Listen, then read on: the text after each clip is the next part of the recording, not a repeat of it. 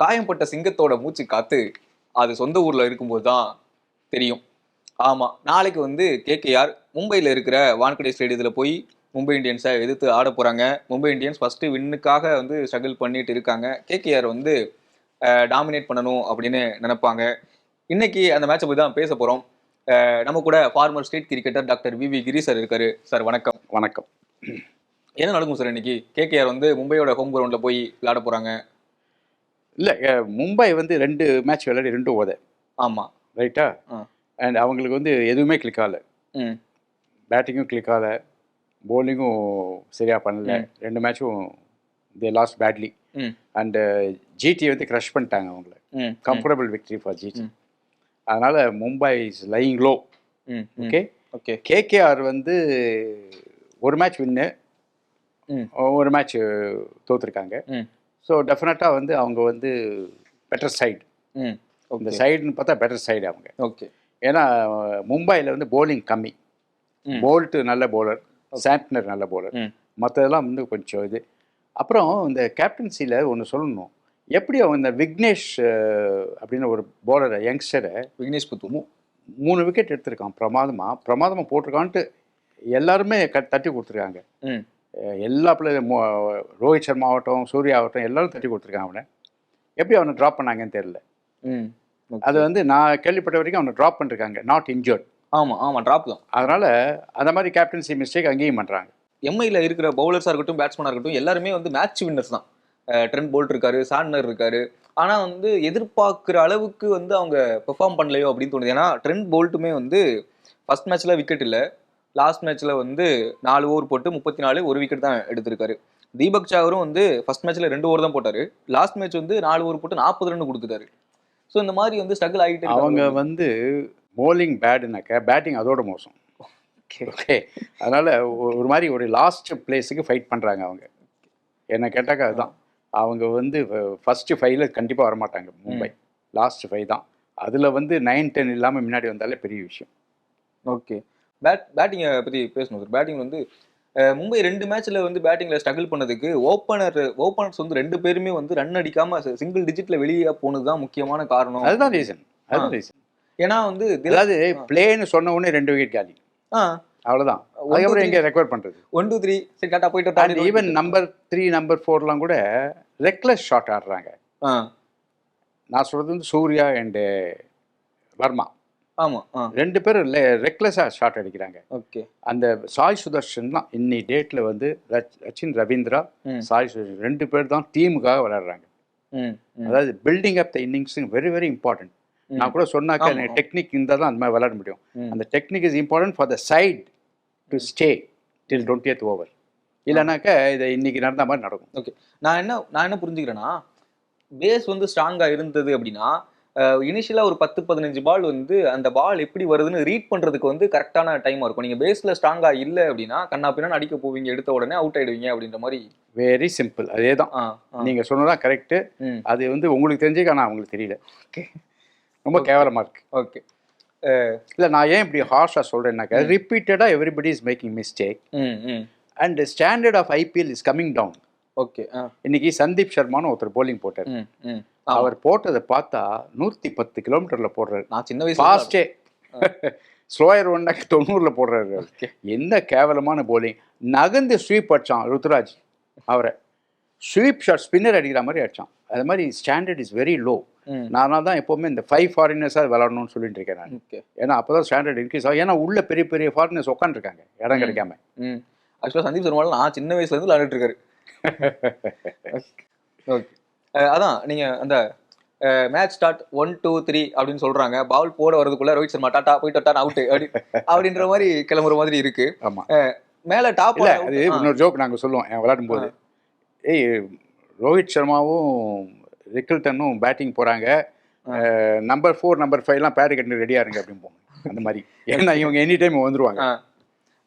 நான் சொல்றேன், ரோஹித் சர்மா பெரிய பிளேயர், அந்த குறை அதை பத்தி சொல்லலை நான். பெரிய பிளேயரு அவர். பட் அவர் இன்னி டேட்ல வந்து வீக். அவ்வளவுதான். ஆக்சுவலா வந்து அவர் மொத்தமாவே ஐபிஎல் இன்னிங்ஸ்ல வந்து 400 ரன் அடிச்சு ரொம்ப நாள் ஆகுது ஒரு சீசன்ல அப்படின்றது வந்து அவர் வந்து கேப்டன்சி தான் மெயினா. குட் கேப்டன், 5 தடவை சாம்பியன்ஷிப் அடிச்சிருக்காரு. ஓகே. இப்போ மும்பை வந்து அது ஒன்று thing I want to tell Mumbai fans. Mumbai எப்போவுமே ஃபஸ்ட்டு 3 மேட்ச் ஓதப்படுவாங்க, அதுக்கப்புறம் தான் கம்பேக் கொடுப்பாங்க. ஸோ அந்த மாதிரி இப்போ 2 தான் ஆயிருக்கு. 3வது மேட்சும் ஓதப்பட்டுட்டு அதுக்கப்புறமா வந்து they will make a comeback.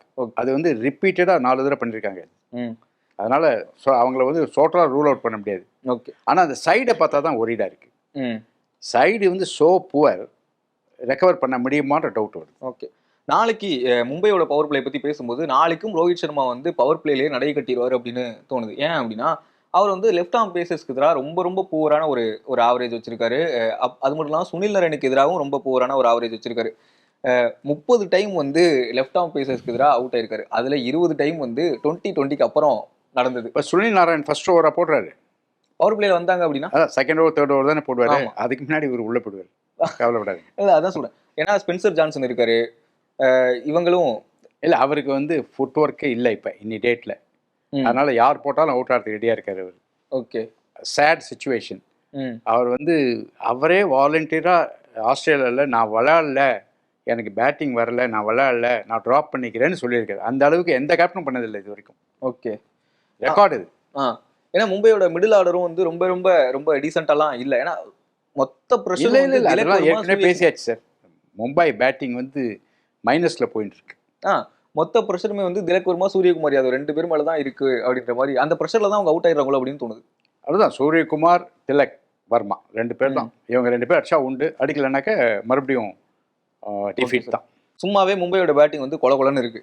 நாளைக்கு வந்து வருண் சக்கரவர்த்தி என்ன பண்ண போறாரு அப்படின்னு தெரியல. ஏன்னா மிடில் ஆர்டரை துவம்சம் பண்ணது சிஎஸ்கே அகைன்ஸ்டா மிடில் ஆர்டரை துவம்சம் பண்ணல. அதனால தான் நான் என்ன சொல்றேன், கல்கட்டா இஸ் சுப்பீரியர் சைடுன்னு சொல்றேன். ஏன்னா அந்த 2 ஸ்பின்னர். ஆமா. ஈவன் கல்கட்டாவும் பேட்டிங் நாட் வெரி குட். ஆமா, அவங்களும் சொதப்பிட்டு இருக்காங்க. பட் கல்கட்டா போலிங்கில் மேனேஜ் பண்ணிடுவாங்க. இவங்களுக்கு போலிங்கும் சுமாராக தான் இருக்கு. ஓகே. அதனால Calcutta is better side and I expect them to win tomorrow. மும்பையோட மிடில் ஆர்டருக்கு கிடைச்ச சான்ஸ் வந்து 2 மேட்ச் முடிஞ்சிருக்கு. மும்பையோட மிடில் ஆர்டருக்கு கிடைச்ச சான்ஸ் வந்து கல்கட்டா மிடில் ஆர்டர்ஸ்க்கு கிடைக்கல அப்படின்னு தோணுது. ஏன்னா லாஸ்ட் மேட்ச் வந்து அவங்க வந்து 3rd விக்கெட்டோ 4th விக்கெட்டோ வின் பண்ணிட்டாங்க. இல்லை நீங்க சொல்ற point correct.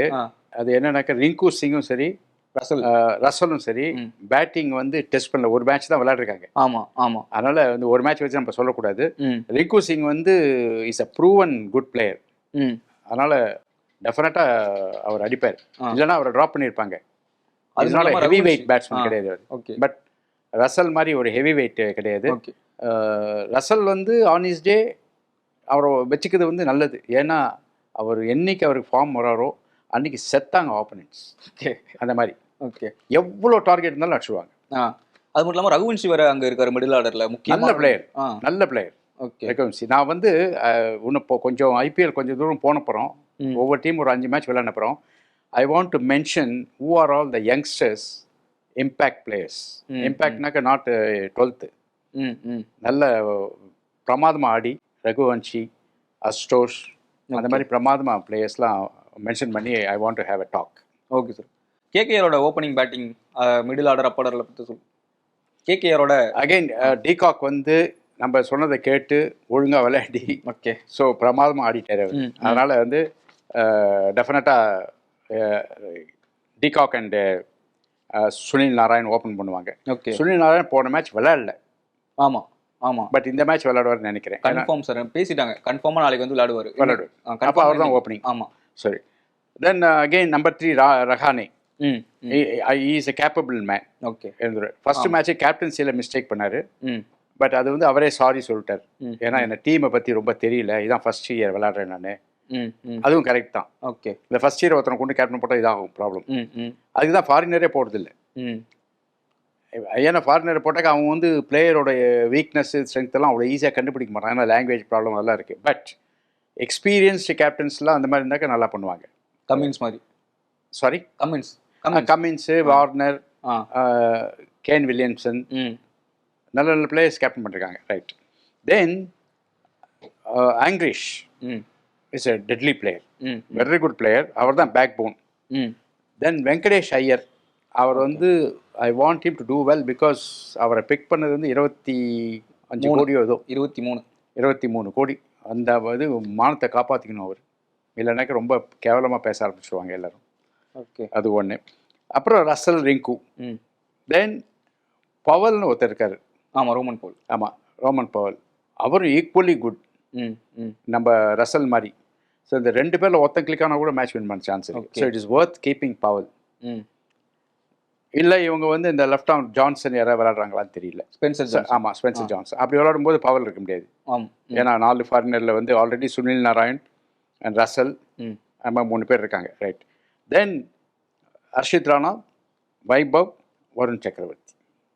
So solid bowling வச்சுருக்காங்க. ம் இந்த bowling வச்சு அவங்க வந்து மேனேஜ் பண்ணுவாங்க. ஓகே. டாஸை வின் பண்ணி ஃபஸ்ட்டு bowling தான் அடிப்பாங்க கேகேஆர். ம் ம் எடுத்துகிட்டு இவங்களை பண்டில் பண்ணிவிட்டு அவங்க திருப்பி அடிக்க ட்ரை பண்ணுவாங்க. ஓகே. இல்லை வந்து நான் நான் மொயின் அலியை பற்றி பேசணும் நினைக்கிறேன். Last match விளையாண்டாரு. மொயின் அலியை பற்றி பேசணும்.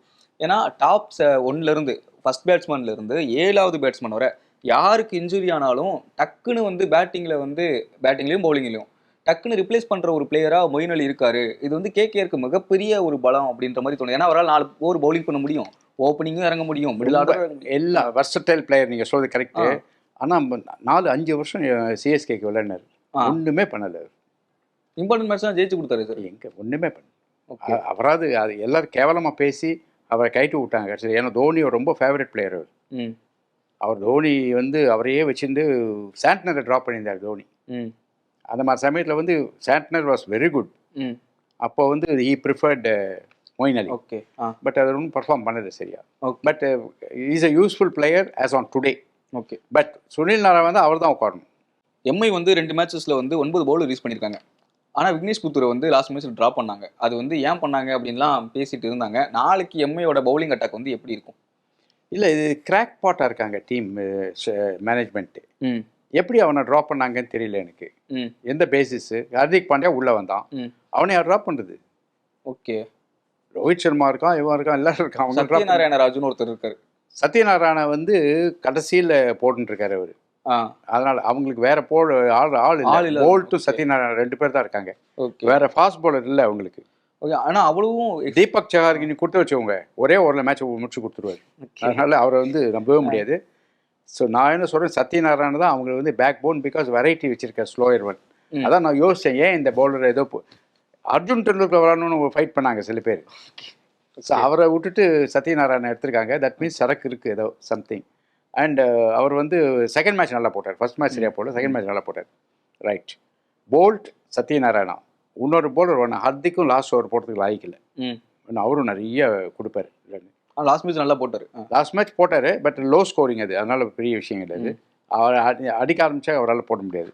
ஸோ என்ன கேட்டாக்க டெஃபினட்டாக வந்து இந்த பையன் விக்னேஷ் விளாடணும் கண்டிப்பாக. ஏன்னா வேறு ஸ்பின்னர் சாண்ட்னர் ஒருத்தர் தான் இருக்கார். கரண் சர்மா எடுக்கல, முஜீப் எடுக்குது வேஸ்ட்டு. ஓகே, முஜீப் தேவையில்லை, அதுவும் ஃபாரினர் வேறு. அதனால் அவர் தேவையில்லை. விக்னேஷ் இருக்கும்போது தேவையில்லை. So okay sir, this is my view. நாளைக்கு ஓவராலாக யாரோட அப்பர் ஹேண்ட் வந்து அப்பரில்? கேகேஆர் வந்து slightly upper because of their bowling strength.